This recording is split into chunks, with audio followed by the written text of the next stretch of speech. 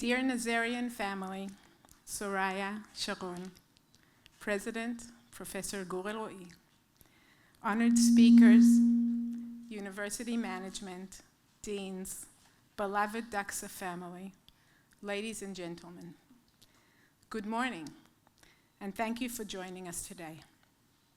We come together to inaugurate a hole in the heart, a deeply moving and evocative sculpture created by artist, philanthropist, and dear friend of our university, Soraya Nazarian.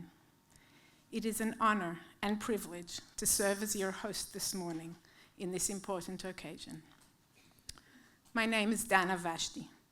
I'm a full professor in the Division of Public Administration and Policy, as well as the head of the School of Political Sciences at the University of Haifa. My research explores how employees, teams, organizations, and organizational networks learn, enhance creativity, and thrive, with a particular focus on healthcare teams and organizations. I also teach several leadership courses, including one designed for a unique cohort, majors in the Israeli Defense Force pursuing master's degrees as part of their preparation for promotion to lieutenant colonel. Each year, I challenge them to reflect on paradoxes inherent in their roles. Before October 7th, their paradoxes typically revolved around balancing protecting Israel's borders while simultaneously preparing for future conflicts. This year, in the wake of an actual war, their paradoxes transformed into agonizing dilemmas. They found themselves grappled with questions such as how to protect themselves while rescuing fellow soldiers, or how to position field observers close enough to the border to gather critical intelligence, yet far enough away to ensure their safety. Few leaders worldwide are forced to navigate such weighty and complex contradictions on a daily basis. These lieutenant colonels, having repeatedly experienced the loss of their friends and soldiers firsthand, must continuously rise above the grief and adversity and find the strength to lead their units. Soraya Nazarian's stone-carved sculpture, fittingly named Hole in the Heart, powerfully symbolizes the grief we have collectively endured since October 7th.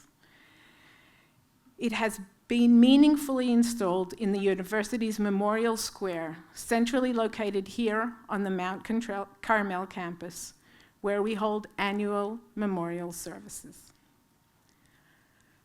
Our first speaker this morning is the president of our university, Professor Gure Ro'i. I have the pleasure to invite Professor Gure Ro'i to the podium.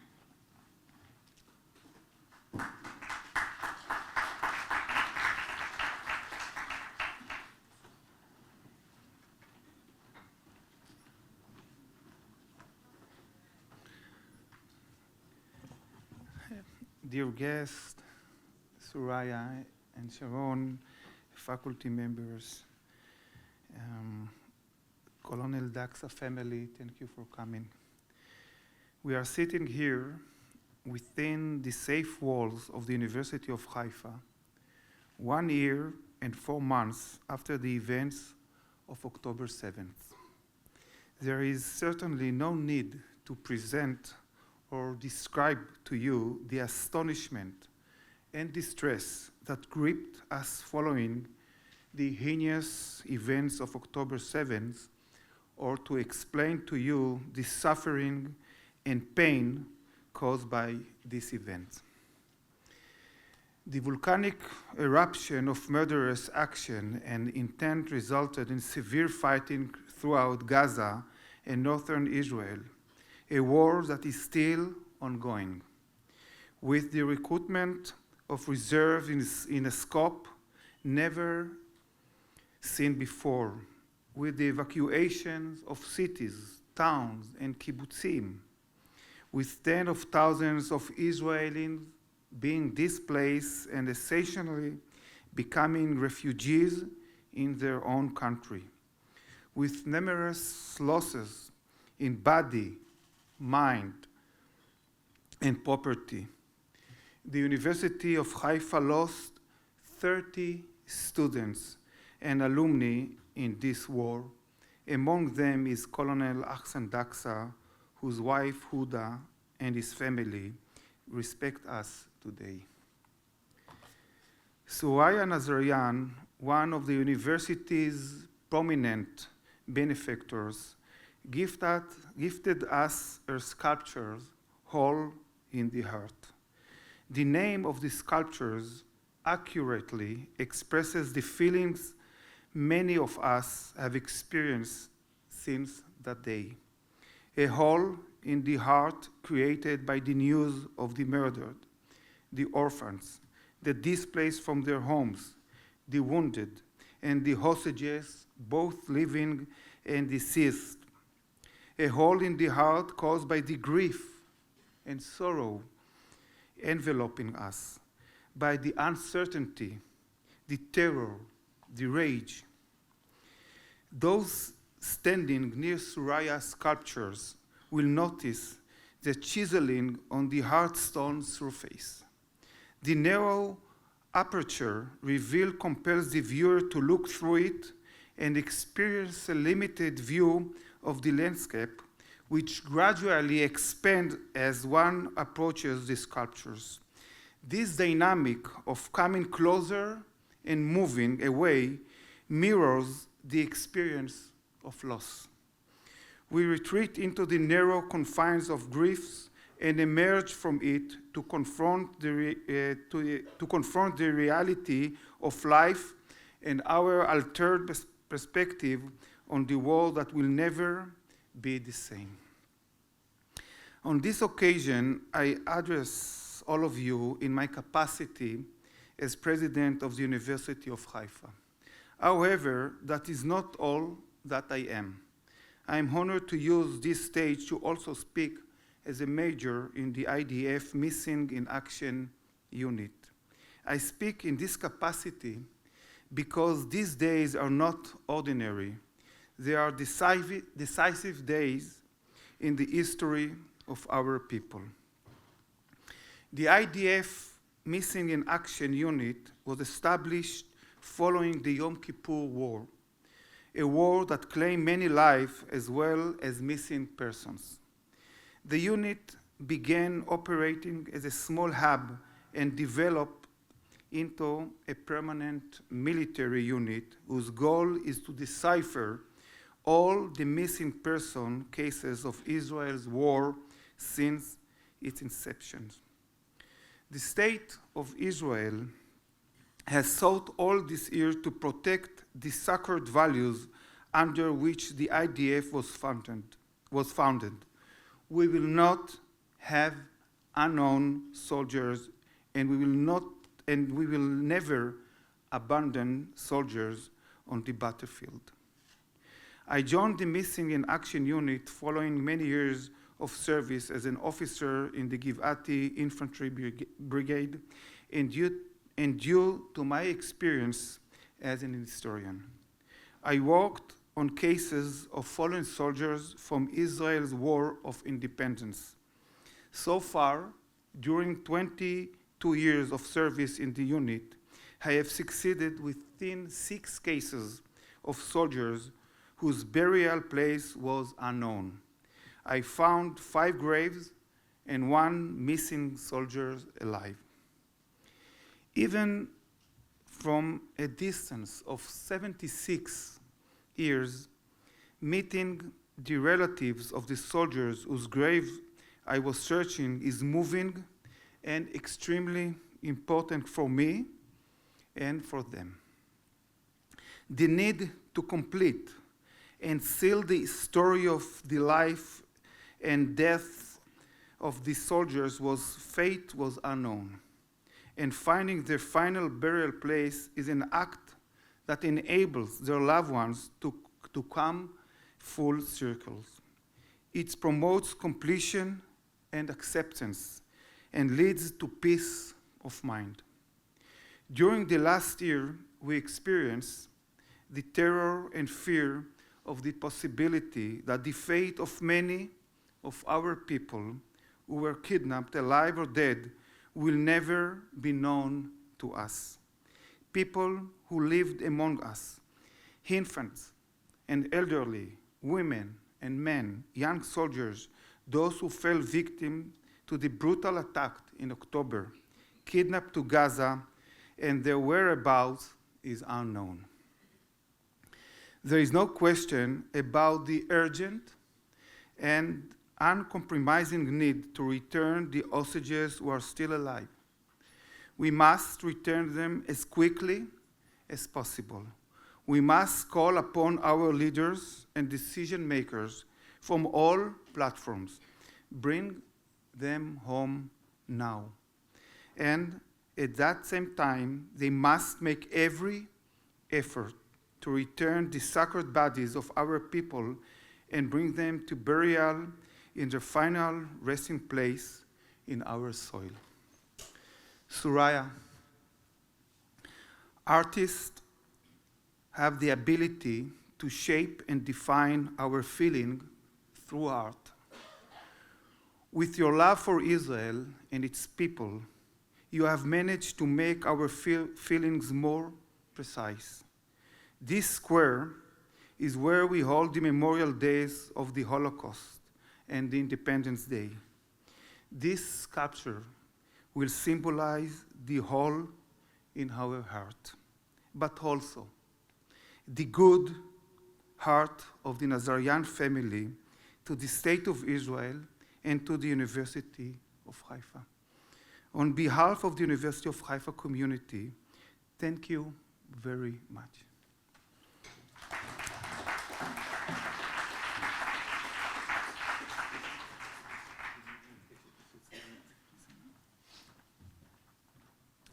Toda Gur for your important message. Ladies and gentlemen, October 7th marked a collective tragedy of unprecedented proportion. This morning, we will hear two personal testimonies from that harrowing day. We are honored to hear our first testimony from Professor Naomi Chevron of the School of Psychological Sciences. Naomi's family is part of Kibbutz Be'eri's community, which suffered unimaginable loss in the horrific massacre. Many of Naomi's family and friends were injured, killed, or kidnapped. While some have been returned, her cousin's husband, Tal Shoam, is still being held hostage by Hamas. Naomi, we invite you to share your story.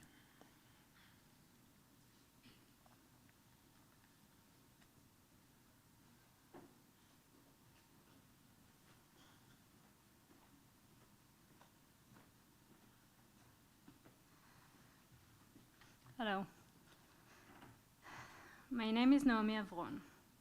I'm an associate professor at the School of Psychological Sciences, and I study children's language acquisition. My father was born and raised in Kibbutz Be'eri, the son of two of the kibbutz's founders, Avraham and Rina Avron. I spent all my holidays there and with my grandparents and aunts and uncles and cousins, 11 family members in total. On October 7th, my mom called. She said there are missiles in the south and my aunts aren't answering their phones. Your cousin Adi is also there for the holidays with her kids, she said. I told her not to worry, but she kept calling back every hour. They wrote they hear yelling in Arabic outside and shooting. And then nothing. The hours kept passing and no one could get hold of them. No member of my family who was in Be'eri that day was rescued. My cousin's husband, Tal, was seen being put into the trunk of a car and taken to Gaza. We didn't know anything about anyone else. My family came together to help the army look for details and testimonials. We started contacting diplomats and other people we thought could help, contacting the media, getting organized to do what we can. It took days until we started getting information. More and more of my 11 family members who were in Be'eri that day were declared kidnapped. First my uncle Avshal, then my aunt and uncle Lilach and Tari, and finally my cousin Adi and her husband Tal, and children Yahel, 3 years old, and Nave, 8 years old. Then we started hearing updates.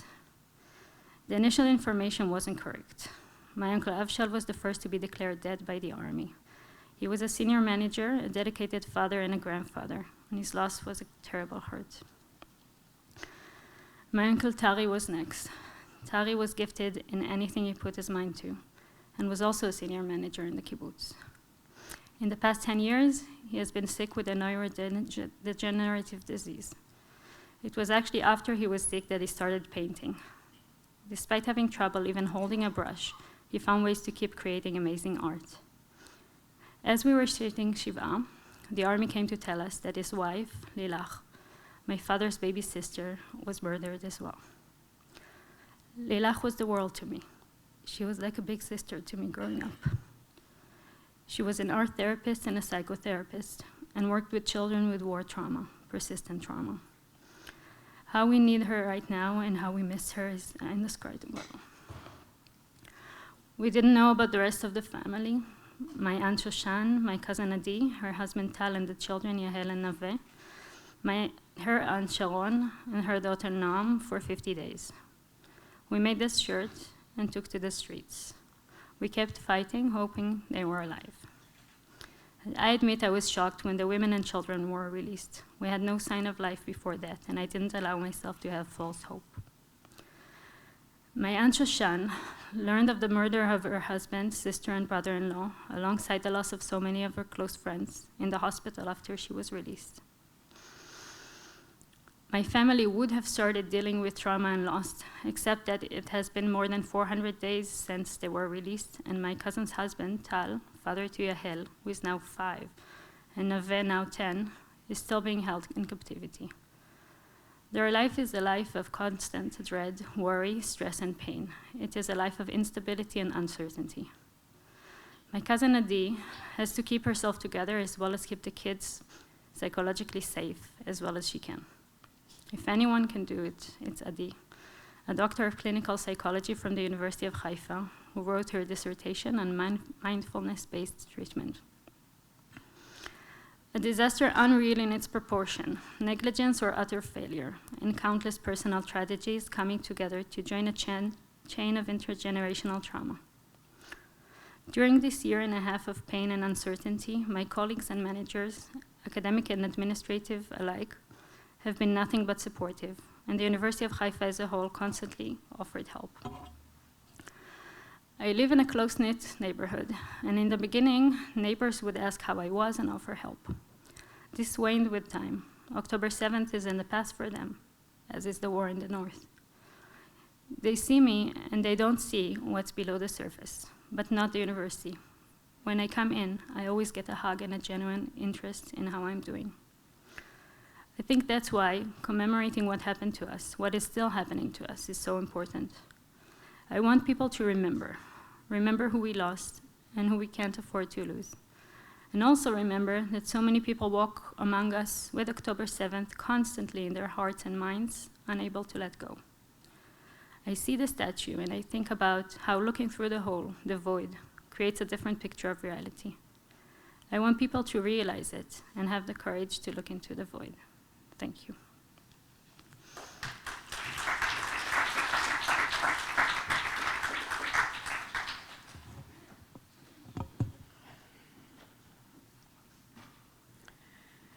Thank you, Nomi, for your important and powerful testimony. We will never forget, and we stand firmly with you in our hope for Tal's safe return now. I invite Noi Shimriau, a student from the Department of Music, to perform the song Children of Life, Yeladim Shel HaChaim, with lyrics and music by Shalom Chanoch.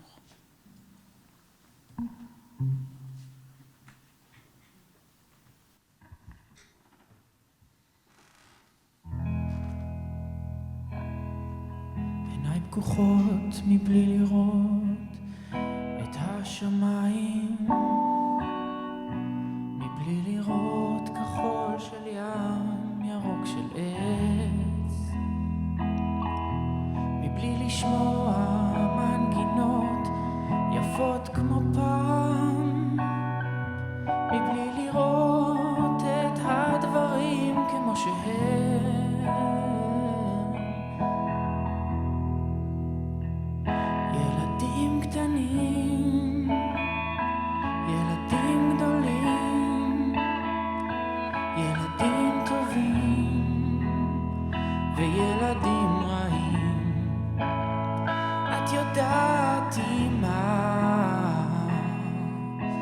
כולנו ילדים של החיים.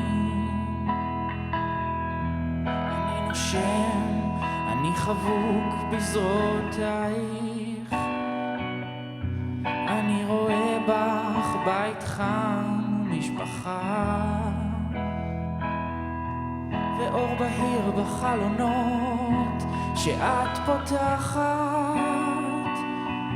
אני חופשי אך אין לי מנוחה.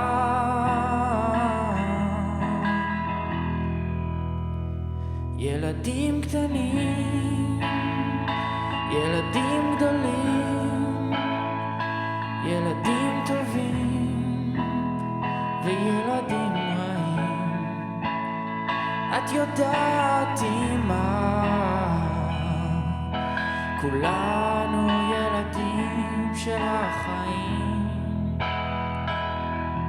והרופא כבר מדבר על סוף הדרך, אבל אני יכול לשים לפחד קץ. עיניי פקוחות בשביל לראות את השמיים, בשביל לראות כחול של ים, ירוק של עץ.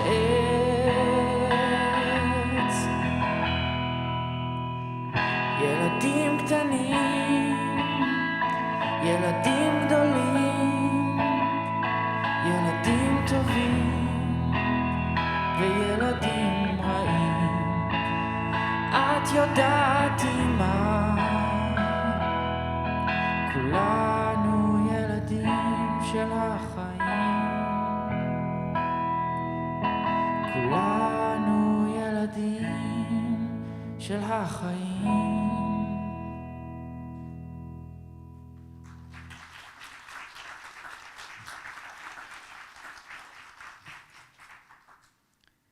Thank you, Noi, for this beautiful performance. תודה. כולנו ילדים של החיים. Indeed, we are all children of life. Our second testimony comes from Harel Shaked. Harel is a second-year undergraduate student from the Faculty of Law. He has been serving in the reserves for almost half of the past year, and he is here today to share his experiences with us. Harel, I invite you to the podium.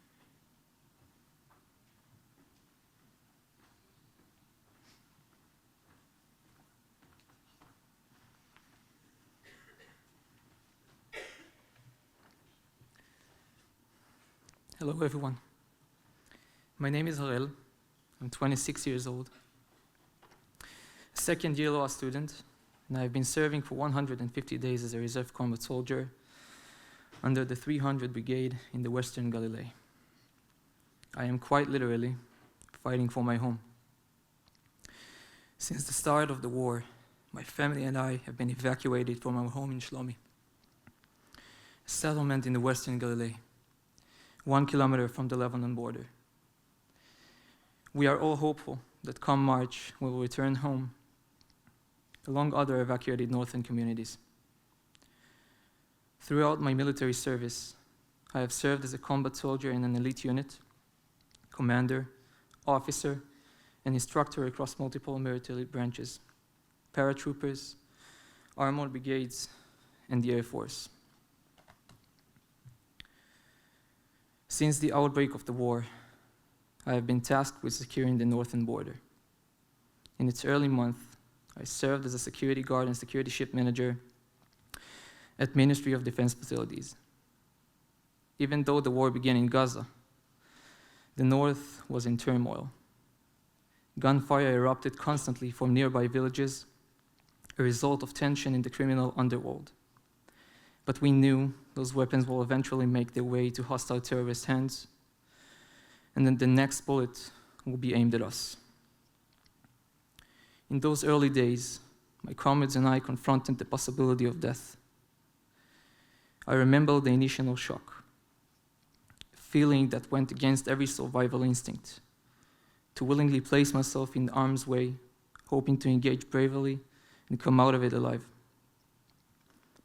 Like many fighters, humor became our refuge, a way to escape the grim thoughts and distress.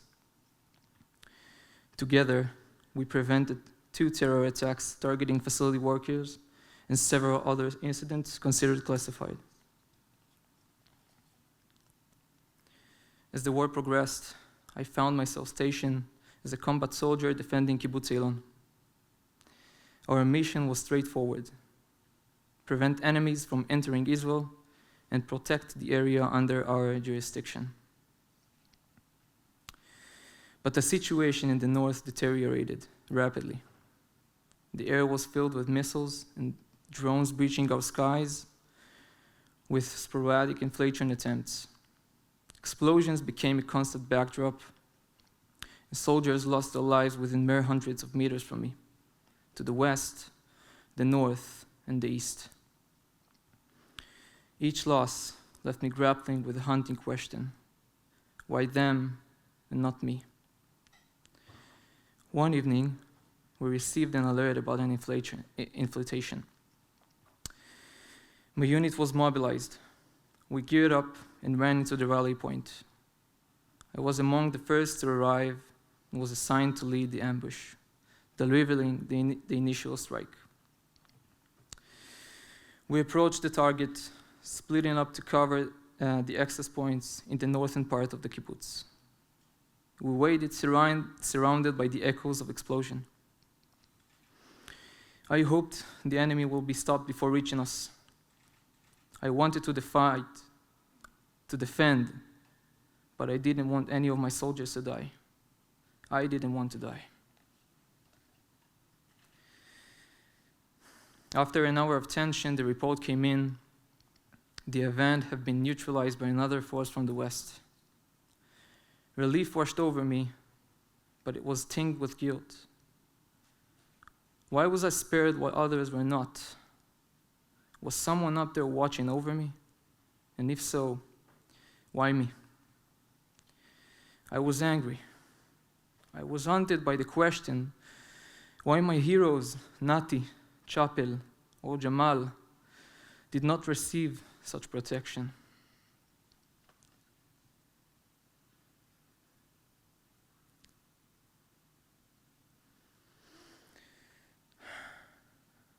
I started my military journey at the age of 15 in the IDF Junior Command Boarding School in Haifa.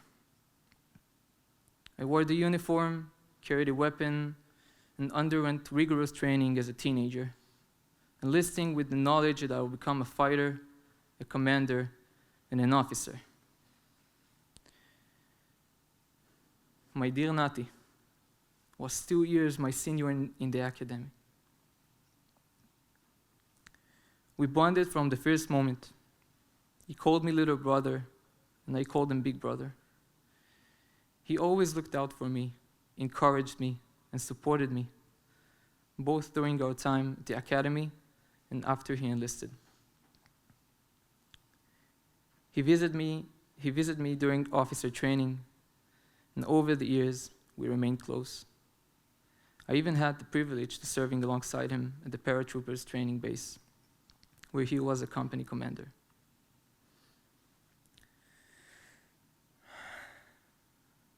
Major Nati Alfasi, of blessed memory, was killed on January 22, 2024, by a direct anti-tank missile hit in Gaza. He was a deputy battalion commander standing at the front of his force. He absorbed most of the impact, shielding his soldiers from the blast. Nati left behind a 1-year-old son, Eitan Yosef, and a wonderful wife, Shachar, who was also serving at the time. Nati was an angel, a pure soul. He was selfless and outstanding. He was a devoted family man and an incredible father. I respected him and looked him as my role model. Let us remember Nati by embracing the values he exemplified: love for others and his relentless pursuit of excellence. I strive to follow his footsteps, even when it feels impossible. Roy Chappell was my friend, a fellow cadet at the academy. Roy was a born leader, charismatic, with a brilliant sense of humor, unmatched professionalism, and extraordinary navigation skills. He was a great friend and an amazing family man. He was someone everyone envied. Major Roy Chappell, of blessed memory, fell on October 7th during the horrific Hamas attack on the Gaza-enveloped communities, just days before his discharge. He was the first to grasp the gravity of the moment. Chappell fought and bravely led his soldiers until his final breath, defending the residents of Nir Yitzhak, Sufa, and Cholit. He left behind a loving family and his partner, Yuval, with whom he planned to marry. Chappell lived life fully, with laughter and good food as his companions. Let us remember him every time we gather with loved ones over a meal. Raise a glass in his honor and celebrate the joy of eating with the ones you love.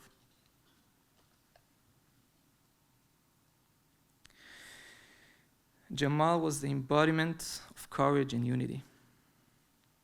I met him through his older brother Jadan, who studied with me at the academy during his family olive harvest. I immediately saw his passion for life. When I asked him what he wanted to be when he grew up, he answered simply, a fighter. And that is what he became. Jamal was a strikingly handsome man with a smile that captivated everyone. He had endless courage and daring. Fear was not in his nature. Like my beloved Nati and Roy, Jamal excelled in every challenge, earning accolades as a platoon commander and serving in elite units. Major Jamal Abbas, of blessed memory, fell on November 18, 2023 in Gaza. Struck down as he rushed to aid the wounded. Even after being shot twice between the ribs, he managed to report the terrorist's location and smiled his signature captivating smile for the last time.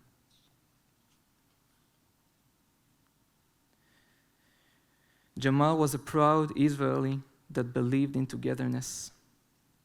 His motto, "It only works together, alone it won't succeed," is a testament to his spirit. Let us honor him by standing united and summoning the courage to face the challenges head on.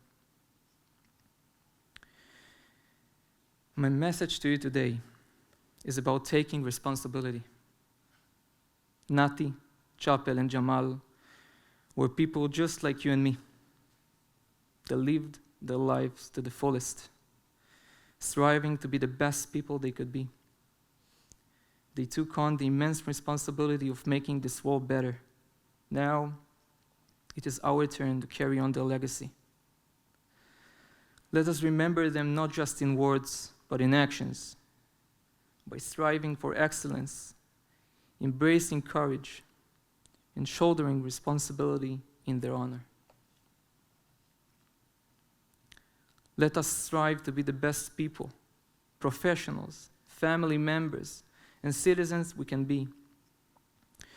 Responsibility is the key to a shared good. Embrace it and let it guide you. I hope for a swift end to this war, the safe return of the hostages, and peace to prevail in our region and across the world. Thank you for listening.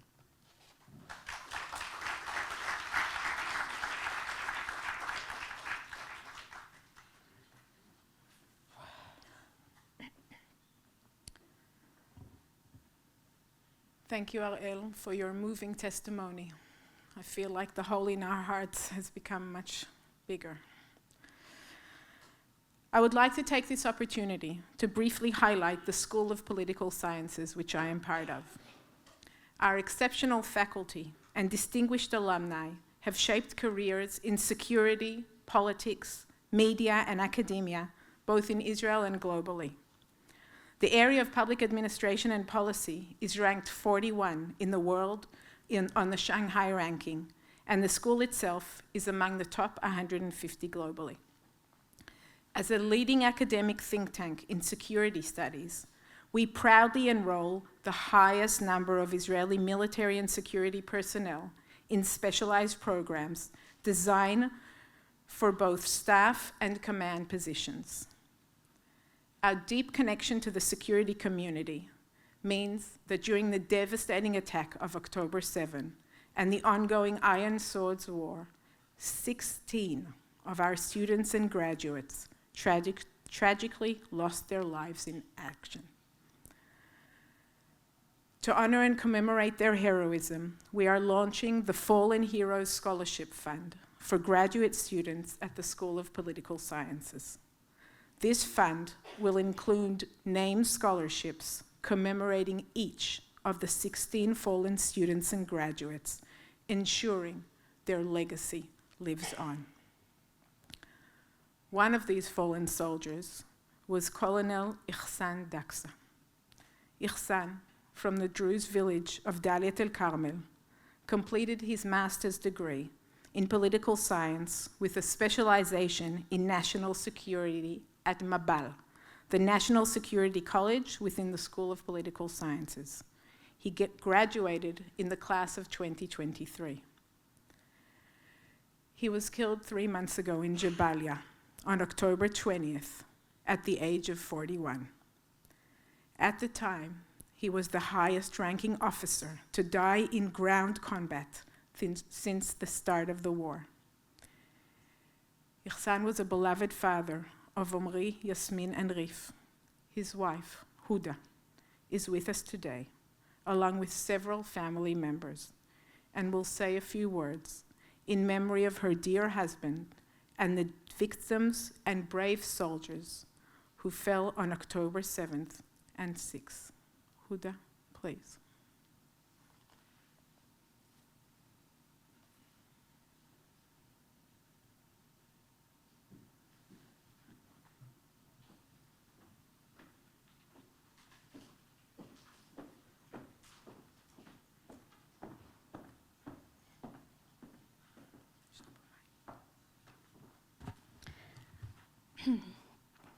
תודה שהזמנתם.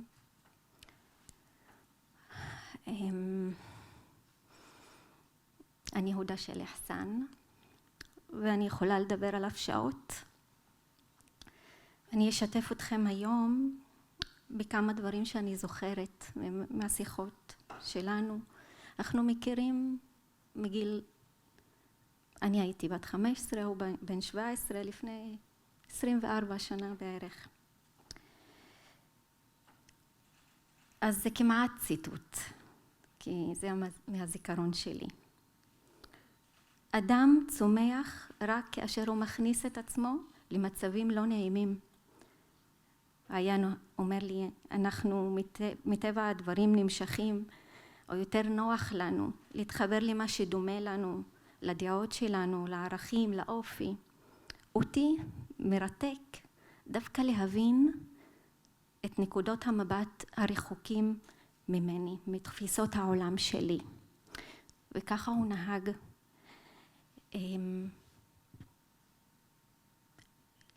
להביא את עצמו, להנכיח את הדעות שלו, והייתה לו מין דרך מאוד מיוחדת להנכיח את הדעות שלו מבלי לבטל דעות אחרות.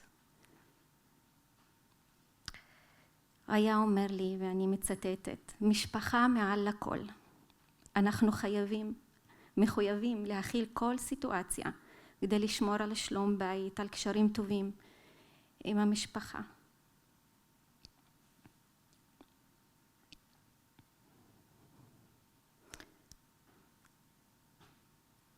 היה אומר לי, הודה, הדברים תמיד הרבה יותר מורכבים מאיך שהם נראים. והוא באמת צדק, תמיד. לא משנה לאן תלכי, או מה תבחרי לעשות, תמיד תעשי הכי טוב שאת יכולה. תהי את השינוי שאת רוצה להיות. תעצבי מציאות חדשה.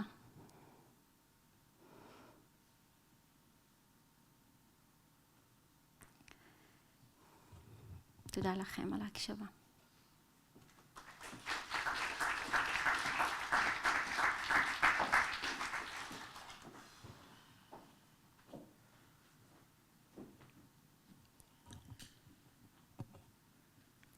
Thank you, Huda. We cannot express the depth to which such loss enlarges the hole in our hearts.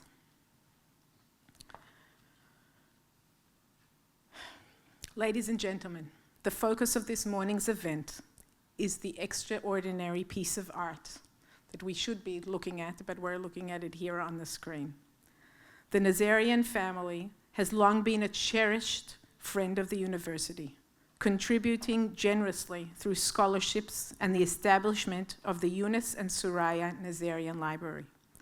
They have also been active members of the University of Haifa community, serving as dedicated members of the Board of Governors. We thank you, Nazarian family, for this exceptionally meaningful gift and for being here with us today.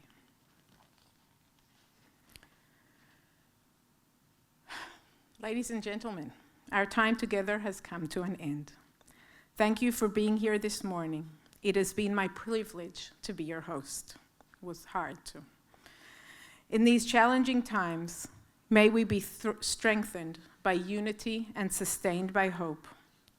Let us continue to dream for a better and stronger Israel, where peace prevails, our hostages return safely, and where brighter days lay ahead of all of us. On behalf of the entire University of Haifa community, I thank you for being with us, and thank you, Suraya and Sharon, for honoring us this morning with this most valuable contribution. Please rise for the national anthem performed by No.